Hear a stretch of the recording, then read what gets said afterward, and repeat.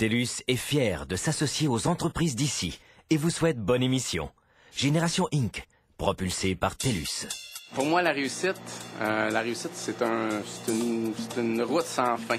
Il n'y aura jamais de moment où, en tout cas, ça m'étonnerait de dire « là, j'ai réussi ». Une fois que le premier objectif est atteint, il y a un deuxième qui se pointe à l'horizon, le deuxième est atteint, il y en a un quatrième qui arrive, et là, c'est une roue qui n'arrive pas.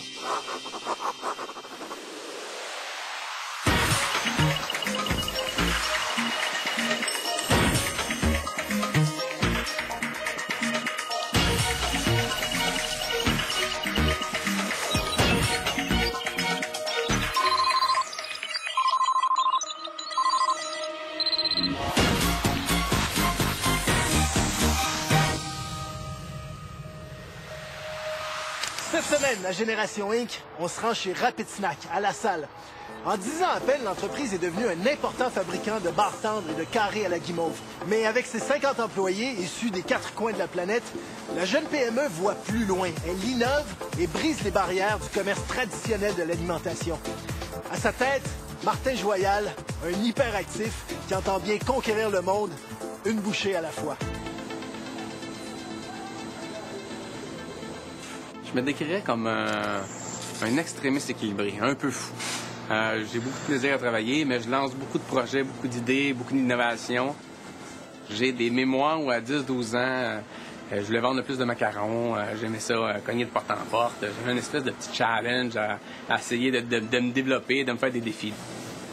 Mon père avait le côté intrapreneur, il travaillait dans une grosse boîte, puis il était comme gérant d'un département, mais il n'y avait pas des oncles, des tantes, il n'y avait personne qui était entrepreneur dans ma famille, là. Je suis comme né comme ça. Ma job à moi, c'est de s'assurer qu'il y ait une croissance qui est encore là l'année prochaine. Ceux qui font des croissances débridées, ça se peut qu'ils ne sont plus là dans 2 ans ou dans 3 ans. On a un leitmotiv chez Rapid Snack, on a une méthode de travail que j'enseigne à tout le monde, à tous mes directeurs, puis je veux que ça soit clair pour tout le monde. On a tous le droit à l'erreur et j'en fais beaucoup. Donc l'important, c'est de prendre 2 bonnes décisions sur 3. Quand on prend 2 bonnes décisions, on fait 2 pas par en avant et il y en a un 3e qui nous fait reculer, donc on a fait 1 pas par en avant. Aujourd'hui, on est à la croisée des chemins. On a gagné récemment au CIAL à Toronto l'innovation de l'année. Donc, on a créé des fruits collés ensemble, c'est une forme d'une barre. Donc, on a fait ça des fruits-fruits. C'est seulement des fruits, juste des morceaux de fruits. Et là, on a une innovation dans notre main. Et là, depuis toujours, on fait des barres de céréales pour les autres. On est un manufacturier de barres de céréales. On est positionné comme étant Your Bar Factory, votre usine de barres, 100% dédiée à la marque privée. Et là, on a une innovation et on doit se poser la question si on va de l'avant avec un brand à nous ou si on cherche un partenaire pour pousser le brand. Les entreprises canadiennes du secteur de l'alimentation sont reconnues à travers le monde pour créer des produits exceptionnels qui se retrouvent dans nos épiceries. Avec des milliers de produits disponibles sur les tablettes, on peut dire que le consommateur a vraiment l'embarras du choix. Pour passer à la prochaine étape, Rapid Snack doit déterminer la meilleure approche afin de véritablement prendre son envol. Pour donner un coup de main à Martin, j'ai demandé à Élise Brissette de se joindre à moi. Et j'ai aussi sollicité l'aide de Sébastien Fauré.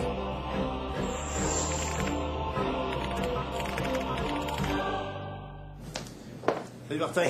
Salut, ça va bien? Ça va bien toi aussi? Ouais. Martin, t'as une super entreprise, Rapid Snack, ça va bien pour vous, t'as un modèle d'affaires que tu maîtrises sous toutes ses coutures. Mais là, tu poses des grosses questions à l'égard d'un nouveau projet que t'as, très ambitieux. T'as fait appel à nous, on est là, on a des conseils et des recommandations pour toi, puis on va même t'aider à les mettre en application si tu veux. Mais avant de faire ça, on a absolument besoin de mener une enquête pour être sûr de comprendre tes enjeux. Est-ce que tu nous donnes carte blanche pour aller au fond des choses? Carte blanche? Tu peux mener une enquête, ça c'est certain, mais tu as besoin de carte blanche. C'est important. OK, carte blanche. Excellent.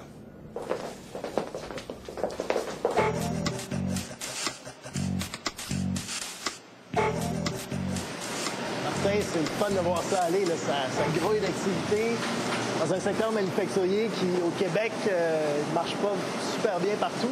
Félicitations. Si je comprends bien, vous êtes une entreprise qui fait des carrés à la guimauve, c'est ça? Initialement, quand j'ai acheté l'entreprise qui était un peu en faillite, ça faisait que des carrés à guimauve. Mais depuis ce temps-là, on a évolué. On fait des barres aux céréales, des barres protéinées, des barres énergisantes. On a inventé l'année passée des fiber bars, des barres aux fibres. Et dans le fond, on a des marques qu'on fabrique pour d'autres brands. Qui, eux, les revendent sur leur propre marque. Là, récemment, notre nouveau bébé, on fait des barres aux fruits. Donc, c'est des morceaux de fruits, 100% fruits, dans une forme de bar. Donc, on vend des fruits en bar. Tu voudrais commercialiser sur ton propre nom de marque et assurer toi-même le marketing. C'est ça le questionnement. C'est ça qu'on se demande qu'est-ce qu'on va faire avec ça. Bon, ce bar-là, j'aimerais ça goûter à ça, moi. C'est incroyable. Tout le monde capote ces bars. Tu t'en goûter une? Oui. Viens. Quelle saveur tu veux goûter, Jean-François? On a 3 saveurs. On a mangue ananas, pomme et baie, puis raisin coconut. Ben écoute, ananas, mangue, ça a l'air pas pire, ça. Ananas mangue, c'est ma préférée. Écoute, elle a un petit côté acidulé. Qu'est-ce que le ciel a vu d'innovateur là-dedans? C'est des fruits qui sont collés ensemble, il n'y a pas de céréales. Qu'est-ce qu'il y a de particulier là-dedans? C'est justement ça. C'est juste des fruits. Il n'y a rien d'autre dans notre bar que des fruits. Donc même les autres ingrédients, les liants, sont des fruits. OK, c'est super bon en passant. C'est 2 ans de travail, on le sent bien derrière. Écoute, moi je regarde ça ici, là.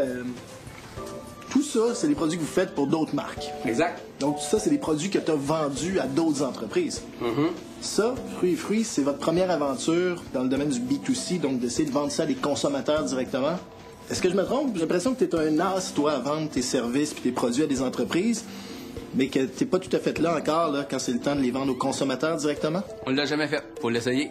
La majorité des consommateurs à qui on a parlé de notre produit ont dit c'est wow, faut foncer, il faut l'essayer. OK, mais ça, là, c'est une opportunité là, que tu veux suivre, c'est ça? Exact. Parce que tu es conscient qu'il y a des implications vraiment importantes. Les entreprises qui réussissent à passer d'un mode B2B, là, comme ce que tu es actuellement, donc de vendre à des entreprises, à un mode B2C où on vend à des consommateurs, là, il y en a très peu qui ont réussi. Puis ceux qui ont réussi, ils ont vraiment, ça a été une révolution dans l'entreprise. Là. C'est vraiment pas la même business de vendre à des entreprises que de vendre à des consommateurs. Ça, je pense qu'on est conscient, mais on est toujours équilibré dans nos décisions. OK. Moi, je vais être franc avec toi. Je suis loin d'être sûr que c'est la meilleure option pour ton entreprise de te lancer dans un modèle où tu vas vendre à des consommateurs. Mais si tu veux t'en aller là-dedans, je suis prêt à travailler avec toi. Je vais te faire rencontrer des gens qui vont t'aider à cheminer là-dedans puis te donner des conseils. Puis à la fin, écoute, c'est toi le chef, hein?